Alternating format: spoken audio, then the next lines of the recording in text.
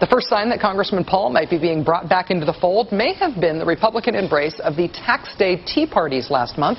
Tax Day protests in the theme of a Tea Party are very much associated with Ron Paul's supporters, some of whom were slightly miffed to see that message being co-opted by national Republican figures.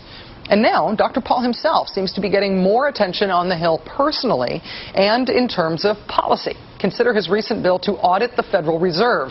It's called the Federal Reserve Transparency Act of 2009. It now has 124 co-sponsors in Congress and counting. By comparison, the Washington Independent notes today that Dr. Paul's Federal Reserve Board Abolition Act just 2 years ago attracted a grand total of 0 co-sponsors. What a difference political exile makes. Joining us now is the man himself, Republican Congressman Ron Paul of Texas. Dr. Paul, thank you so much for coming on the show tonight. It's a real pleasure to have you here. Thank you. Nice to be with you. First of all, I should admit that my introductory remarks were not the most flattering portrait of your party, so I want to give you a chance to say what you think of the Republican Party's fortunes right now. Do you think this is a rebuilding time? Well, something has to be done if they want to stay in existence. I don't think they can continue to do what they've been doing. They've sort of didn't accept what I was talking about during the campaign. But, I talked about and defended. I never voted for an unbalanced budget, never raised taxes. But, I had this other silly idea that you shouldn't fight wars unless the Congress declared them.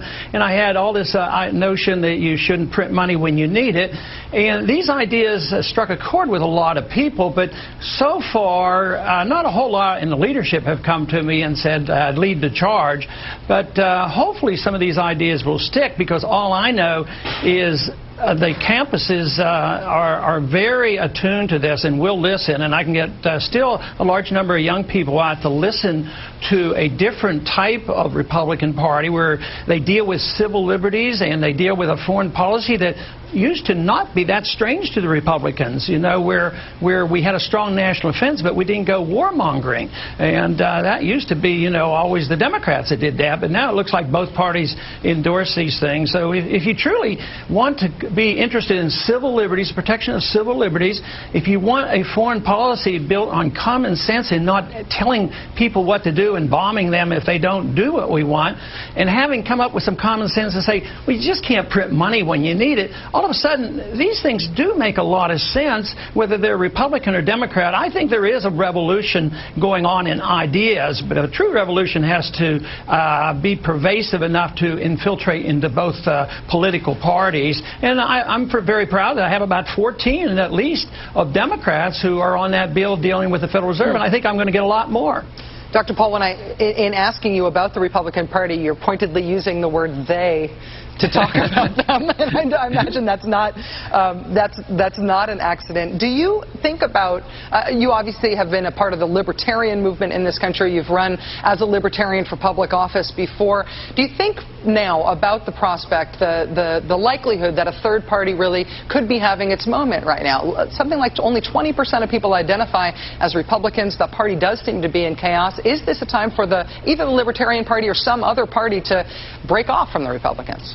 Well, I think politically speaking, in terms of the need for one, yes, it exists, but the bias is so much against it. There's no competition. We go and die overseas claiming we're spreading democracy, but if you come to the conclusion, which I have and many others have in this country, that you elect Republicans to balance the budget and it doesn't happen, you elect Democrats to change foreign policy, it doesn't happen. We only have one party and they write all the rules, so it's very hard to get on the ballot. You spend most of your money trying to get on ballots. And do you think anybody would have noticed me last year if I'd have been running third party? No, I had to do it within a larger structure. And but even though I use the word they, I have been elected all these times as a Republican, and I was out of the party for 1 year. But nevertheless, it is very difficult. It's not going to happen unless the laws get changed. And unfortunately, we don't have a very good democratic process here in this country because of that. Dr. Paul, I wanted to ask you about one figure specifically who is trying to be part of the Republican rebuilding, rebranding effort right now, and that's Newt Gingrich. And he is somebody who has actively worked against you in the past. He supported a challenge to you in your district in Texas. If he makes a bid to replace Michael Steele, or if he even makes a bid to run for president, to run for the Republican nomination, would you support him? Do you two see eye to eye these days? No, not really. His policies are very much opposite of mine. I mean, he's very much of an internationalist when it comes to foreign policy. He believes in a lot of that. He's never had an interest in monetary policy. And I remember early in his career, he took a more sensible approach about, the allowing medicinal use of marijuana and letting the states make these decisions. But now his attitude is not that way. And these are the kind of issues that young people are interested in, and that's why the Republican Party can't reach the college kids with the current status quo of the party. They need to change their attitude about personal liberties. If they talk about personal freedoms, they have to believe in it, and if they talk about it, not policing the world and no nation building, you just can't get in office and do exactly the opposite. But no, Newt and I are, friendly. We talk to each other, and I'd be pleased to debate him on foreign policy or something.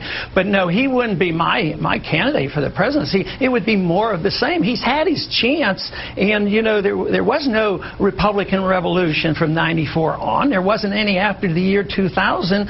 So that is the shame. The Republicans had good rhetoric about limiting government. Nothing happened, and that's how they lost their credibility. But now they said, well, we didn't act like Democrats, and now so we have to be like Democrats. Democrats get in and they say, well, we got to appease the right wing of the Republican Party, so they start acting like Republicans. So I would say they ought to live up to their true beliefs. Just believe in freedom and believe in the Constitution. Believe me, this country would be a lot better off if we just dealt with it in a simple fashion as that. Believe in freedom. That's what built this country. We don't have to decide which country to invade next. I mean, that's preposterous. Or which new welfare programs that we have to have. But I just don't think that either party right now offers a whole lot to the American people who want to see some really serious changes. Republican Congressman Ron Paul of Texas, who more than any other sitting Republican politician right now has galvanized and inspired a broad-based movement of young people. Congratulations on your success, sir, and thanks for your time tonight. Thank you.